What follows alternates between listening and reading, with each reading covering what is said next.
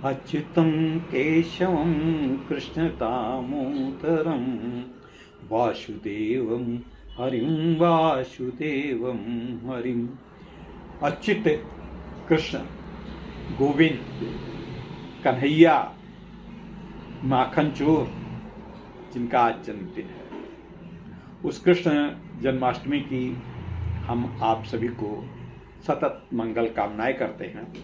और कर्मयोगी कृष्ण की जीवन से प्रेरणा लेने के लिए आज कुछ हम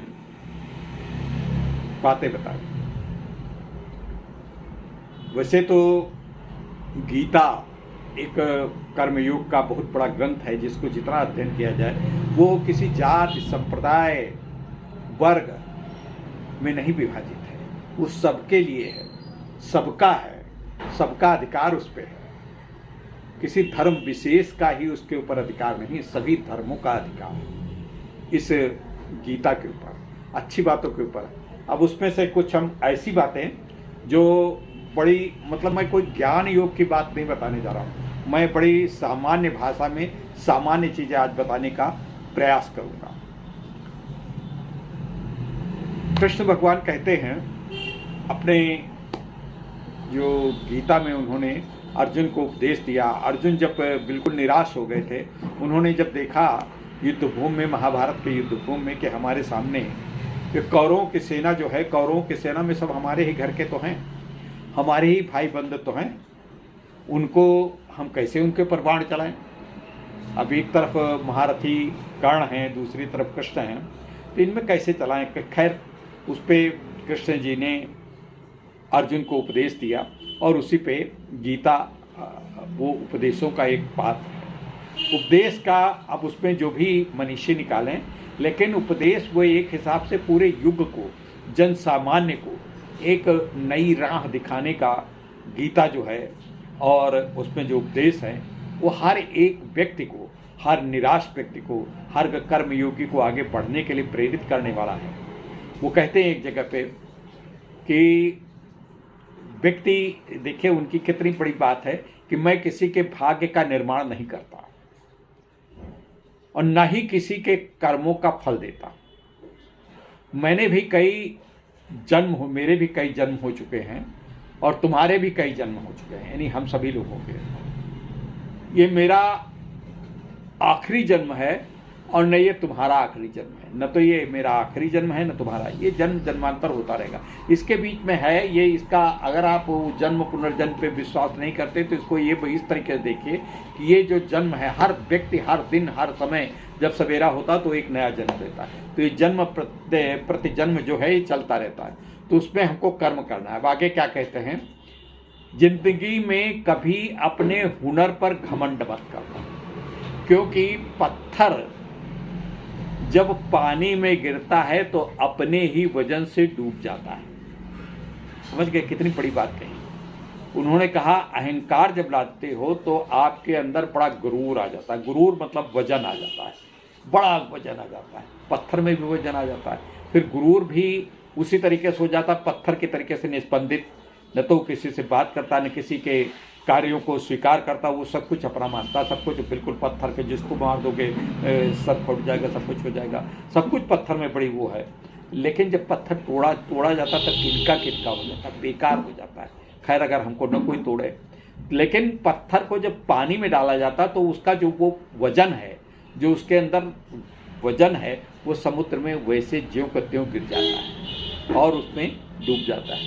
तो इस प्रकार हमको कृष्ण जी ने, कृष्ण की बात पे अगर हम किसी धर्म विशेष से न बंधते हुए सीधे सीधे अगर उसका अर्थ लें, तो हर एक इंसान के लिए ये एक संदेश है कि हमें गुरूर नहीं करना चाहिए, हमें अहंकार नहीं करना चाहिए, हमें घमंड नहीं करना चाहिए, हमें मैं ही सब कुछ ऐसा।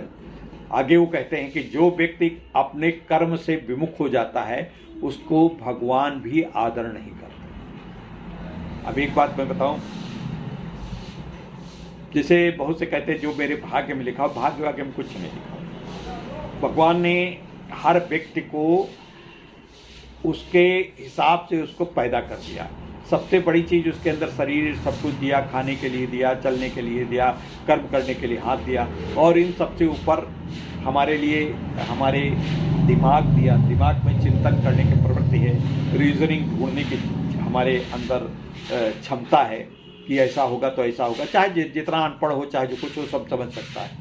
वो जानता है, अनपढ़ भी जानता है कि कुआं में अगर गिरेंगे तो डूब जाएंगे, अगर आग के अंदर हाथ डालेंगे तो जल जाएंगे।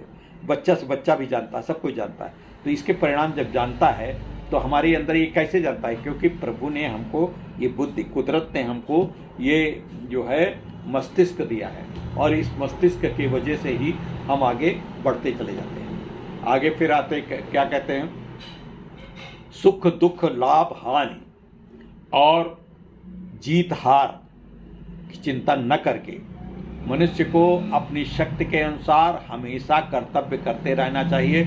ऐसे भाव से कर्म करने पर मनुष्य जरूर सफल होता है कि हमें इसमें सुख मिलेगा, हमें आराम मिलेगा। बड़ी इच्छा तो होती है कि हमको ये काम करें तो हम कार पे चलेंगे, ये करेंगे, वो करेंगे, एसी लग जाएगा, बहुत अच्छा मकान होगा, बहुत अच्छी पत्नी सुंदर मिल जाएगी, सब कुछ। ये सब कोई इच्छा न करिए, सिर्फ आप काम करिए, ये सब चीज़ तो अपने आप स्वतः मिल ही जाएंगे। तो ये बात कृष्ण जी बताते हैं। आगे आता है, एक और चीज़ के लिए आगाह भी आपको कर रहे हैं। काहे के लिए आगाह कर रहे हैं? हम छोटी छोटी बातों पे कहते हैं क्रोध से भ्रम पैदा होता है। जब आप क्रोध करते हैं तो भ्रमित हो जाते हैं, और भ्रम से बुद्धि व्यग्र हो जाती है। भ्रम जब आ जाता है कि ऐसा नहीं ऐसा, जब बुद्धि व्यग्र हो जाती तब तर्क करने की शक्ति नष्ट हो जाती है। जब बुद्धि भ्रष्ट, भाई बुद्धि तो जानते हैं ऐसा ऐसा होगा, जब बुद्धि भ्रष्ट हो गई, बुद्धि काम करना बंद करती, तो आप तर्क नहीं करता, और जब तर्क नष्ट हो जाता है तो व्यक्ति का पतन हो जाता है। जब वो सोच समझ ऐसा होगा तो ऐसा होगा, ये जब सोचने की शक्ति नहीं होती तो पतन हो जाता है। और पतन कब होता है? जब क्रोध हम करते हैं। क्रोध से जब भी हम क्रोध करते हैं, एंगर, गुस्सा होते हैं जब, तो हमारी अंदर एक इल्यूजन, मतलब एक अजीब टाइप का भ्रम पैदा हो जाता है कि मैं जो गुस्सा कर रहा हूँ तो फला को मैं डांट रहा हूँ, ये तुमने क्यों कर, मतलब अपने को हम बहुत बड़ा स्वामी मानने लगते हैं गुस्सा किसी के ऊपर जब कर रहे हैं। ठीक है, कभी कभी तो ऐसा होता है कि आपकी कोई चीज़ नष्ट किसी से हो गई, उसके क्यों ऐसा कर दिया, अरे अब ऐसा उसने जो नष्ट कर दिया, जैसे कोई चीज़ टूट गई है तुम्हारी किसी के द्वारा, तो अगर वो टूट गई तो बन तो पाएगी नहीं तुरंत। अब उसको ये कह देना चाहिए कि बेटा तुमने इतना करा है, अगर ये ठीक से करते तो ये नष्ट न होता। अब अगर आप नष्ट कर रहे हैं तो उसके अंदर वो डर जाएगा और आपकी कोई चीज़ करेगा नहीं, काम नहीं करेगा। या दूसरी चीज़ भी, गुस्सा में आके आप इतना गाली गलौज करोगे, डांटोगे, तो उससे उसका दूसरा प्रत्यांतर दिखाई पड़ेगा और वो आपकी दूसरी चीज़। तो इसलिए आपको क्रोध करने से ज़्यादा बचना चाहिए। ये कृष्ण जी का उपदेश है, कृष्ण जी की बात बता रहे हैं। और आगे बड़ी इंपॉर्टेंट बात, एक चुप 100 को हराए, एक मूर्ख के लिए चुप रहने से अच्छा उत्तर कोई नहीं है। अगर आपके अंदर तर्क शक्ति नहीं है, कुछ नहीं कर सकते लड़ाई झगड़ा करने के लिए, तो आप मूर्ख हैं, मतलब आप नहीं जानते, उस बुद्धि क्षमता से आप नहीं है। तो आप अपनी विनम्रता से तो आप बात पूछ सकते हैं, इसका मतलब समझ। लेकिन अगर उस पर आप अनावश्यक रूप से तर्क वितर्क करने लगोगे, मूर्खतापूर्ण बात करने लगोगे, तो वो सिवाय बंटाधार होने की कोई चीज़। तो इसलिए ऐसी परिस्थिति में जब आपको कुछ उस पर नहीं मालूम है तो आपको ये प्रयास करना चाहिए कि हम चुप रहें, और चुप रह करके ही हम आगे बढ़ सकते हैं। फिर क्या होता है, कर्म का फल व्यक्ति को उसी तरह ढूंढ लेता है जैसे कोई बछड़ा सैकड़ों गायों के बीच अपनी माँ को ढूंढ लेता है। कृष्ण जी कितनी बढ़िया उदाहरण देते हैं। अगर 15-16 गायें हों और बछड़ा एक हो, तो वो बछड़ा किसी दूसरी गाय के पास नहीं, अपनी माँ के पास ही जाएगा। तो जो आप कर्म करेंगे तो आपका परिणाम भी उसी कर्म के अनुसार आपको ढूंढ ही लेगा, आपके ऊपर ही, आपके पास ही वो कर्म का परिणाम आएगा। अच्छा कर्म करोगे तो अच्छा परिणाम आएगा, बुरा कर्म करोगे तो बुरा परिणाम, लेकिन उस कर्म का फल निश्चित रूप से आप ही को भोगना पड़ेगा। है? तो ये चीज़ें है। अब आगे बात बताते हैं, वो दिन मत दिखाना कान्हा कि हमें खुद पर गुरूर हो जाए। अपने दिल में इस तरह की जीवन सफल हो जाए। हमको हे कृष्ण, हे कन्हैया, अर्जुन कहते हैं कि हमको गुरु न हो पाए, ऐसा हो। तो उन्होंने कहा कि हम कुछ नहीं करते, न हम दिखाते न कुछ। ये आपकी तर्क शक्ति, बुद्धि को सोचना चाहिए। आप अगर हमारे ऊपर विश्वास कर लेंगे, चाहे जिसको आप किसी परमात्मा को, कृष्ण को, दुर्गा माँ को, किसी को मानते हो, ईसा मसीह को, अल्लाह को, जिसको भी मानते हो, अगर उसके ऊपर आप विश्वास करते हैं कि हे परवरदिगार, हे परम पिता परमेश्वर भगवान, हे ऑलमाइटी गॉड, हमें ऐसी राह बताना कि हमको गुरूर न होने पावे, तो वो आपको गुरूर नहीं होने देगा। लेकिन आपका भी ऐसा नहीं कि आपने उससे कह दिया कि गुरूर न होने पाए, अब फिर आगे आप देखने लगे हमारे पास तो होंडा सिटी है, इसके पास तो साइकिल पंचर, मैं इससे क्यों बोलूँ, तो इसका मतलब आपके पास गुरूर है। आपको भी इन बातों से देखना पड़ेगा, थोड़ा सा अलग होना पड़ेगा। जिंदगी में सदैव अवसरों का आनंद लेना चाहिए, लेकिन किसी के भरोसे नहीं रहना चाहिए। हमको जो अवसर मिले उन अवसरों पे हमको आगे बढ़ कर के उन अवसरों का भरपूर आनंद उठाने का प्रयास करना चाहिए। लेकिन वो हमारा ये कर देंगे, वो कर देंगे, वो कर देंगे, स्वयं अपने आप बढ़ो, अपने आप मतलब स्वावलंबन की दिशा में आपको बढ़ने की आवश्यकता है, न कि आपको उनके सहारे वो करेंगे तो ऐसा होगा, उनको करेंगे वैसा होगा। अब अगर यूट्यूब पे हम खाली दूसरों के ही सहारे रहें कि वो कर देंगे, वो कर देंगे, आप ये सब चीज़ नहीं। यूट्यूब पे भी आपको मैं बता रहा हूँ, आप कोई भी क्रिया करते हैं, कोई क्रिएशन करते हैं, कोई क्रिएटिविटी करते हैं, न तो उसकी फल की आशा करिए और न तो दूसरों के ऊपर इस बात का प्रयास करिए कि हमको वो कर देंगे। तो अच्छा, अब एक बात आती है, एक बहुत बड़ी बात आती है, नयनम छंदन्ति संस्पाणि नयनम दहति पावका है।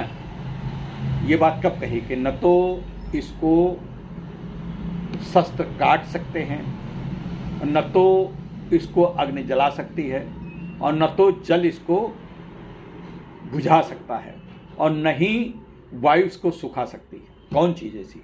ये आत्मा जो अंदर जीव है, तो इसको कोई मार वार नहीं सकता। ये जाता है तो ये जैसे हम कहते हैं हम कपड़ा बदलने के तरीके जाते हैं, वैसे भी अगर कोई आपका परिवार का, आपका शुभचिंतक, आपका अपना जिसका मृत्यु हो गई है, तो उसके लिए बहुत शोक करने की आवश्यकता है।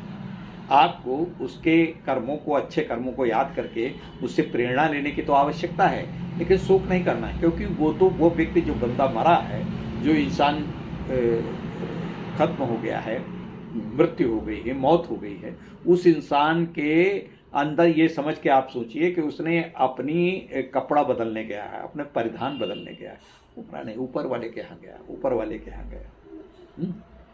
अब ऊपर भी बताते हैं कहीं जन्नत भी है, दोजख भी है, जहाँ भी हो, जो जैसा कर्म होगा उसके हिसाब, तो उसको आपको बहुत ज़्यादा उसकी चिंता नहीं करना है। तो मित्रों, आज जन्माष्टमी पर्व की बहुत बहुत हमारी शुभकामनाएँ, और हम जन्माष्टमी पर्व के ऊपर चाहते हैं कि आप एक कर्मयोगी बनें, आगे बढ़ें, और कृष्ण भगवान अच्युत, कृष्ण परमपिता परमेश्वर जिनको कहा जाता है, उनको एक उपदेशक, आपका एक मित्र मनमोहन कन्हैया है, वो तो बांसुरी बजैया है। तो उस बांसुरी बजैया जिसने इतनी बड़ी बात कह के आपके अपने बांसुरी बजैया मतलब आपके सामान्य व्यक्ति, आपके सामान्य साथ में चलने, ग्वाल बालों के साथ खेलने वाला, आपके साथ अपने रह करके, उसका कोई मतलब है विशेषाधिकार, मतलब वो बहुत लग्जरीज में जीने वाला व्यक्ति नहीं। कभी भी कोई भी परमात्मा हो, वो लग्जरीज में नहीं जिया, वो बिल्कुल सामान्य जमीन पे भी आया, जहाँ लग्जरीज की जब वो द्वारिका में थे तब भी वो आए। तो इस विषय में आज का मित्रों जन्माष्टमी पे ये हमारा एपिसोड आपको कैसा लगा, आप ज़रूर बताइएगा। मित्रों, आज की जन्माष्टमी की शुभकामनाओं के समय देते हुए मैं अपना यहीं पे उद्बोधन समाप्त करता हूँ। बहुत बहुत शुभकामनाएं। नमस्कार।